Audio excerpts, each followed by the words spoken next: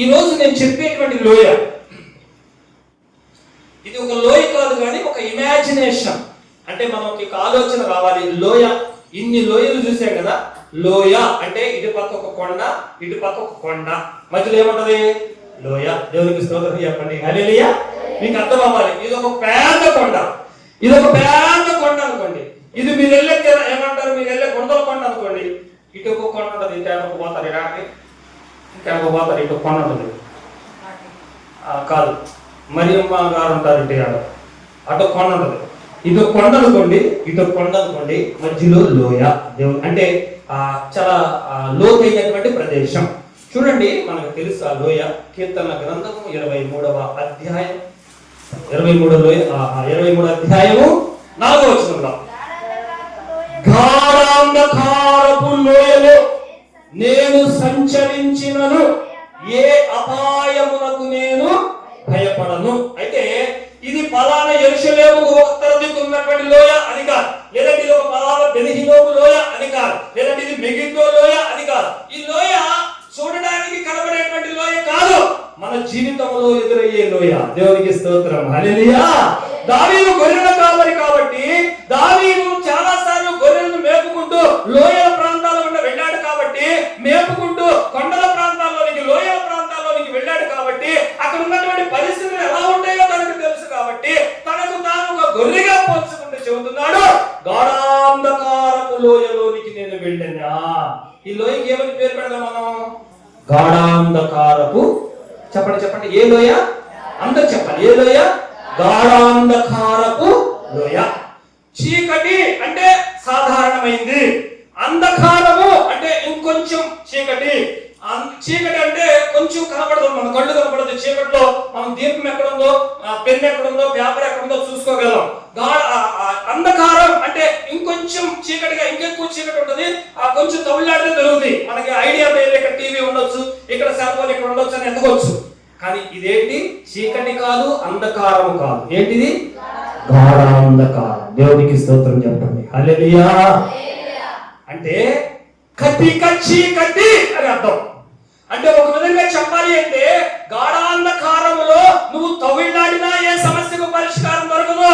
నువ్వు ఇలాంటి పరిస్థితిలోనికి మనం వచ్చావంటే నువ్వు ఏది చేయాలన్నా కూడా అసలు నీ కాలు కదపలేవు, నీ దారి ఎటు వెళ్ళాలో తెలియదు, నువ్వు ఎటు అడుగు వేయాలో తెలియదు, నువ్వు ఎటువైపు చూడాలో తెలియదు, ఎటువైపు ఏముందో కూడా నీకు తెలియదు.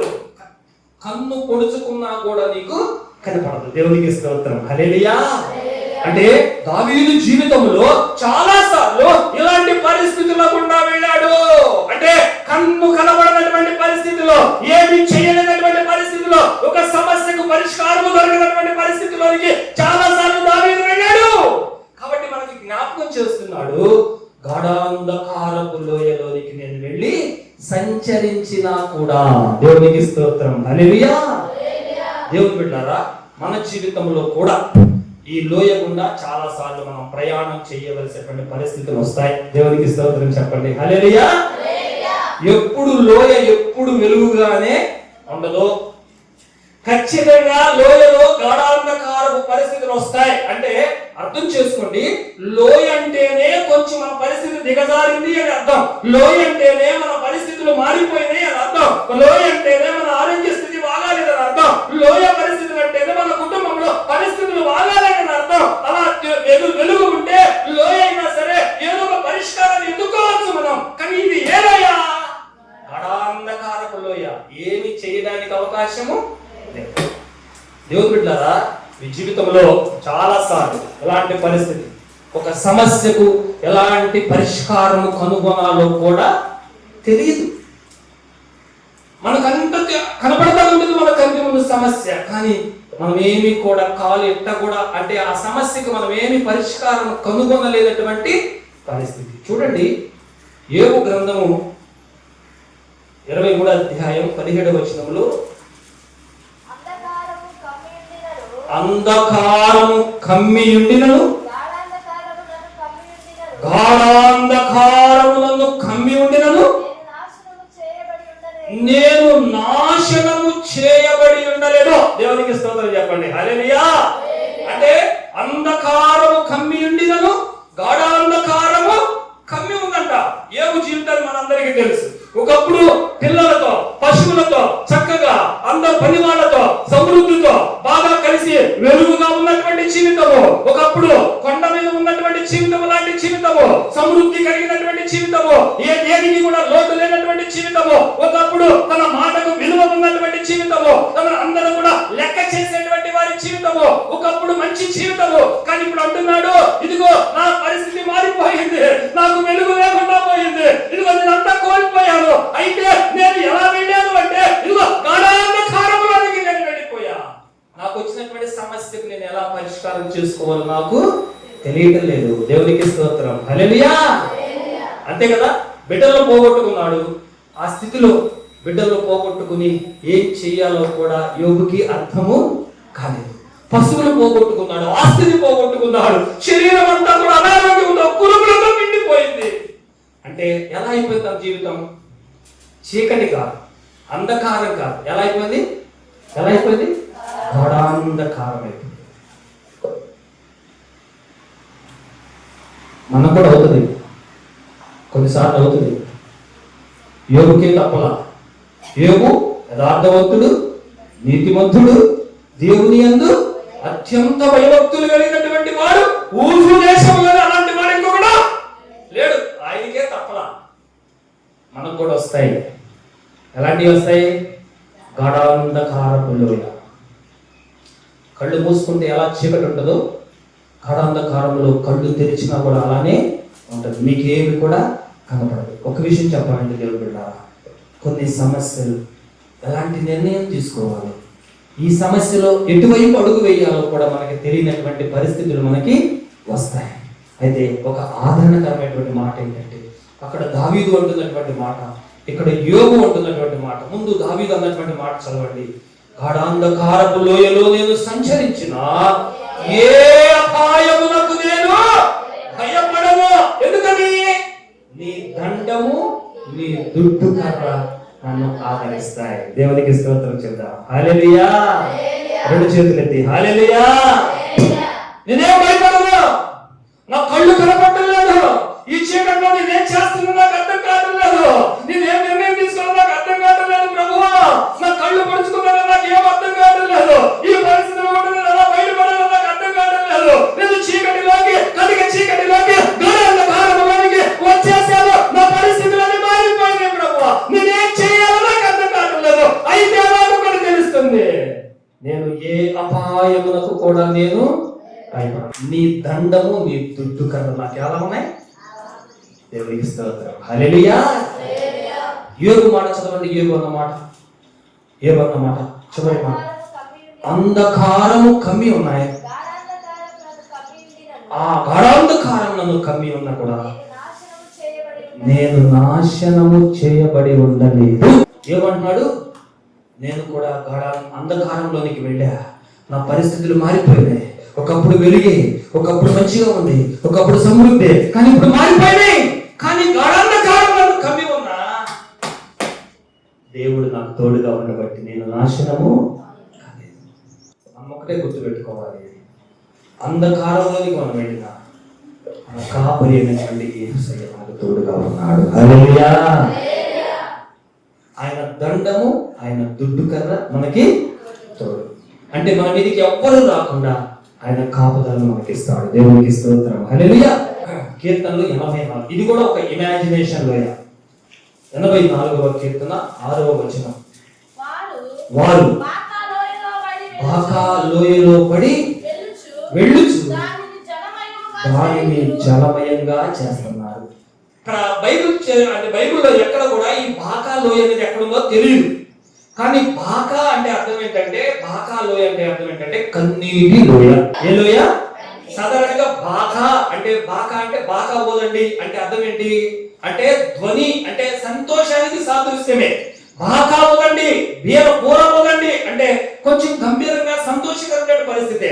కానీ బాకా లోయలో వీళ్ళు ఏం చేస్తున్నారు? అక్కడ ఏం చేస్తారు వాళ్ళు బాకా లోయలో పడి వెళ్ళుచు వాళ్ళు ఏం చేస్తారు? జలమయం చేస్తున్నారు. అంటే కొన్ని వేల మంది ఆ మైదానంలో గుండా, ఆ లోయలో గుండా నడుస్తూ ఉంటే వాళ్ళు కాచే కన్నీటి ద్వారా లోయ ఏమైపోతుంది? జలమయం అయిపోతుంది. దేవునికి స్తోత్రం చెప్పండి. హల్లెలూయా. నాకు ఈ మాట చదివితే నా కళ్ళమ్మటి నీళ్ళు వచ్చినాయండి. ఎందుకో చెప్పమంటారా? వాడు దేవుడు 84వ కీర్తన పైనుంచి మనం చదివితే, మనం యాత్రా కీర్తనలో చదువుకున్నట్లుగా వాడు దేవుని మందిరానికి వెళుతున్నారండి. వేల మందిగా కలిసి వెళుతున్నారండి. వాళ్ళ హృదయం అంతా కూడా బాధతో నిండిపోయింది. వాళ్ళ హృదయం అంతా దుఃఖంతో నిండిపోయింది. వారికి ఉన్నటువంటి పరిస్థితులు బట్టి వాళ్ళు ఏడుస్తూ ఉన్నారు. దేవుని మందిరానికి వెళుతూ ఏడుస్తున్నారు. ప్రభువా మాకు పరిష్కారం లేదా దీనికని ఏడుస్తున్నారు. అయ్యా మా పరిస్థితులు మార్చమని ఏడుస్తున్నారు. వేల కొలదిగా బయలుదేరి వారి మందిరానికి వెళుతూ ఉన్నారు. యెరూషలేములో ఉన్నటువంటి మందిరానికి వెళుతూ ఏడుస్తూ ఉంటే వాళ్ళ కన్నీళ్లతో ఏమైపోయింది? జలమయమైపోయింది. అంటే కన్నీళ్లతోనే ఆ ప్రాంతం నిండిపోయింది. ఎంత దుఃఖంలో ప్రయాణం చేస్తూ ఉన్నారు. చూడండి, దావీదు ఒక చోట అంటాడు, 6వ అధ్యాయం 6వ వచనంలో, కీర్తన గ్రంథం 6వ అధ్యాయం, చక్కగా మన పరిస్థితులకి ఎలా కొన్నిసార్లు మనం ఇలాంటి పరిస్థితులు కూడా పెడతాము. చూడండి, నేను మూలుగుచు అలసి ఉన్నాను, ప్రతి రాత్రి కన్నీళ్లు విడుచుచు నా పరుపు తేల చేయుచున్నాను, నా కన్నీళ్ల చేత నా పడక కొట్టుకొని పోవచ్చున్నది, విచారము చేత నా కన్నులు గంటలు పడిపోతున్నాయి. దావీదు ఏడుస్తూ ఉన్నాడు.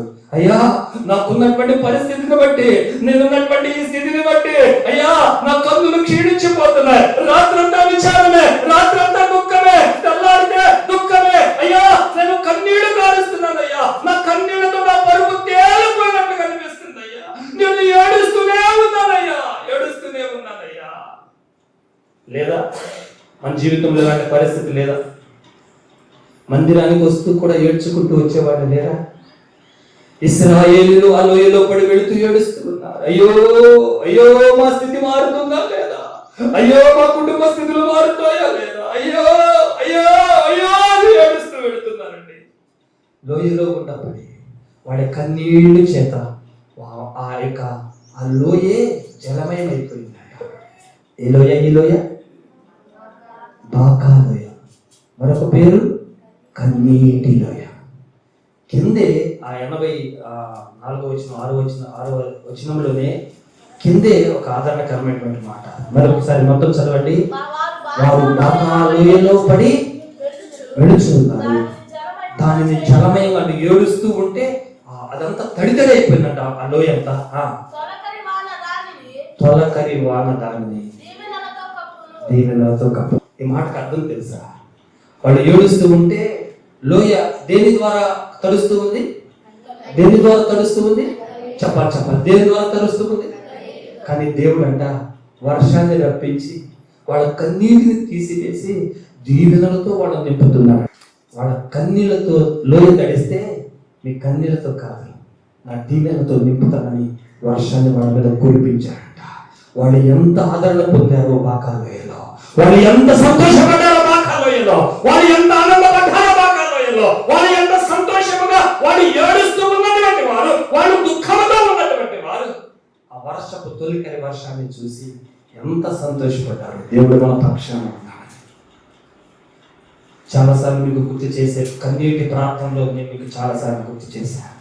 హెజ్కియా అంటే నా మాట అర్థం చేసుకోండి దేవుడు బిడ్డ. చాలాసార్లు మీకు చెప్పా, కన్నీటి ప్రార్థన దేవుడు వినకుండా ఉండడు. దేవుడికి స్తోత్రం. అంతమంది లోయలో పడి కన్నీళ్లు కార్చి ఏడ్చుకుంటూ వెళుతూ ఉంటే దేవుని హృదయమే కదిలిపోయింది. హల్లెలూయా. వాడి పరిస్థితి బట్టి ఏడుస్తూ వెళుతుంటే మన విశ్వాస జీవితంలో ఎన్నిసార్లు ఏడుస్తూ కన్నీరు కారుస్తున్నావా? నేను ఎన్నిసార్లు నీ పరిస్థితిని బట్టి ఏడుస్తున్నావు? హిజ్కియాకి మరణకరమైనటువంటి రోగం వచ్చినప్పుడు ఏం చేశాడు హిజ్కియా? కన్నీళ్లతో దేవునికి ప్రార్థన చేశాడు. చూడండి, ఆ 2 మాటలు చదివిస్తాను. యెషయా గ్రంథము 38వ అధ్యాయము, అంటే అక్కడ నేను చూపిస్తాను. యెషయా గ్రంథం 38వ అధ్యాయం 3వ వచనంలో యెహోవా తన ప్రార్థన, హిజ్కియా చేసినటువంటి ప్రార్థన, యెహోవా యథార్థవంతుడనై సత్యముతో నీ సన్నిధిని నేను ఎట్లు నడుచుకుంటునో జరిగించితినో కృపతో జ్ఞాపకం చేసుకోమని హిజ్కియా కన్నీళ్లు విడుచుచు యెహోవాకు చేశాడు. ప్రార్థన చేస్తాడు హిజ్కియా. తనకి మరణకరమైనటువంటి రోగం వచ్చేసింది, ఒక సమస్య వచ్చేసింది, తను చనిపోబోతున్నాడు, ఇంకా ఏం అర్థం కాలేదు. ప్రవక్త వచ్చాడు, హిజ్కియా ఈ మరణకరమైనటువంటి రోగంలోనే నువ్వు చచ్చిపోతావు, ఇదే నీకు చివరి గడియలు, నీ ఇల్లు చక్కబెట్టుకో, నువ్వు ఏం చేసుకుంటావు చేసుకో, ఇదిగో దేవుడు చెప్పమన్నాడు, నువ్వు చచ్చిపోతావు అని మాట ఇచ్చేసి వెళ్ళిపోతుంటే ఏమండి మన మరణానికి సంబంధించిన వార్త మనం వింటే ఎలా ఉంటది? ఒకవేళ నువ్వు చచ్చిపోతావు, ఇందులోనే చచ్చిపోతావు అని చెప్పారు, ఎలా ఉంటుంది మన పరిస్థితి? ఎంతమంది గుర్తొస్తారు? హిజ్కియా ఏమని ప్రార్థన చేస్తాడు? నువ్వు చచ్చిపోతావు హిజ్కియా, నువ్వు బ్రతకవు, దేవుడు చెప్పమన్నాడు అని వస్తే హిజ్కియా చేసినటువంటి ఒకే ఒక పని ఏంటో తెలుసా? బాకా లోయలో వాళ్ళు ఎలా కన్నీరు కార్చుకుంటూ వెళుతున్నారు, దేవుని మందిరానికి వెళుతూ వాడు ఎలా కన్నీరు కార్చుకుంటూ వెళుతున్నారు. హిజ్కియా గోడ వైపు తిరిగి, అయ్యా నేను ఎంత యథార్థంగా నడుచుకున్నానో నీకు తెలియదా?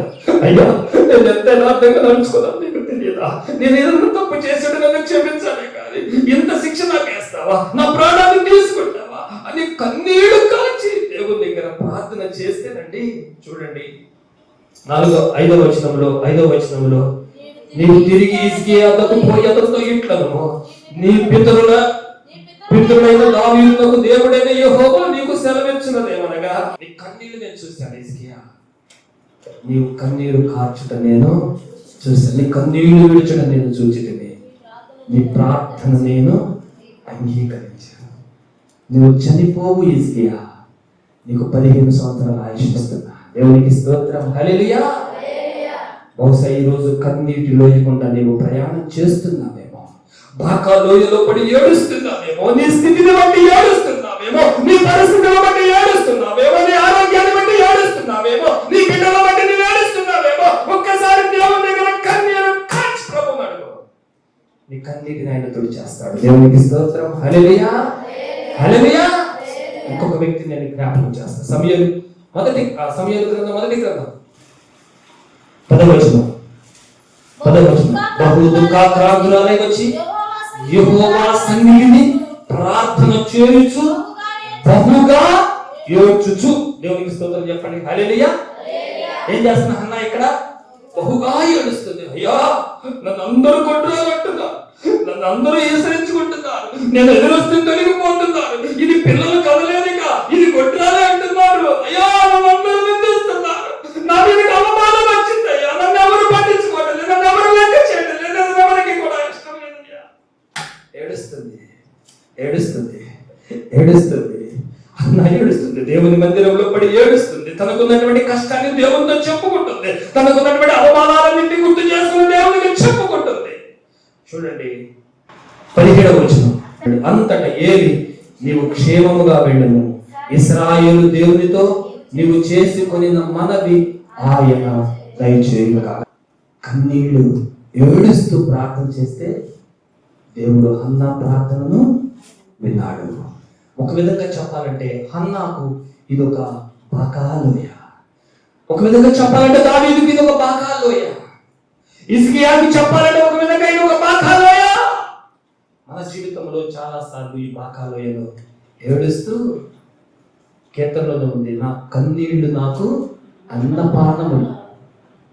నువ్వు ఏడుస్తూ ఉంటే నీ పరిస్థితులను బట్టి దుఃఖపడిన రోజులు ఉండొచ్చు, నీ కుటుంబ స్థితిని బట్టి దుఃఖపడిన రోజులు ఉండొచ్చు. దావీదులాగా ఇదే మాట నువ్వు చెప్పి ఉండొచ్చు, అయ్యా నా కన్నీళ్లు, రాత్రి కన్నీళ్ళే, పగలు కన్నీళ్ళే, విచారం చేత నా కళ్ళు చూడేలా గుంట్లో పడి ఏడ్చి నేలగైపోయిందచ్చు, ఏడ్చి నా పరుపు కూడా తేలిపోయినట్లు కనిపిస్తుంది అయ్యా, ఏడ్చి నా లోయ నేను ప్రయాణం చేసినటువంటి దారంలో కూడా తడిసిపోయింది అయ్యా.